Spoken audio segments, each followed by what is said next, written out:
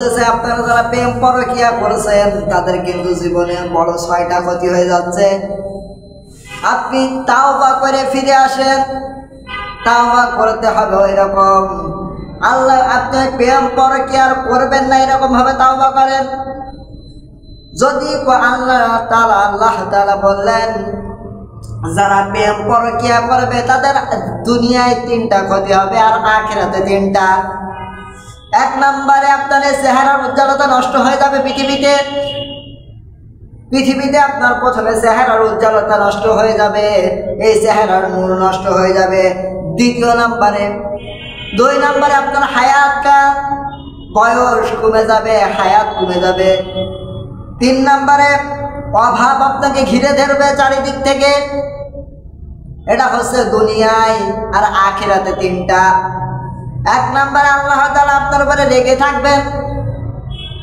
২ নম্বরে আপনার আমলনামা পড়তে আপনি লজ্জা পাবেন। ৩ নম্বরে বিনা হিসেবে বিনা বিচারে আপনি আল্লাহর জাহান্নামে চলে যাবেন।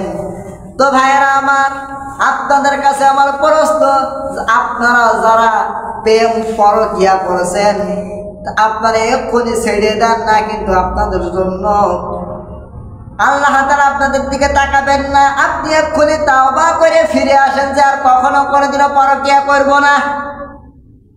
এটা তাওবা করে ফিরে আসেন। আপনি মনে করেছেন না আস্তাগফিরুল্লাহ পড়ে দিয়েছি না, আপনি এক্ষুনি তাওবা করে ফিরে আসেন। আল্লাহকে বলেন আল্লাহ আমি আর জীবনে কোনোদিন প্রেম পরকিয়া করব না, আপনি আমাকে মাফ করে দেন। ভাইরা আমার, বন্ধুরা আমার, আপনারা যদি তাওবা করে ফিরে আসেন আল্লাহ পাক অবশ্যই মাফ করে দেবে। একটা মানুষ বউ দেখলে যেরকম ফিরে আসে, গন্ধ না আসলে যেরকম ফিরে আসে, আপনি আজ থেকে সিদ্ধান্ত নেন যে আজ থেকে আপনি আর কোনো প্রেম পরকিয়া করবেন না।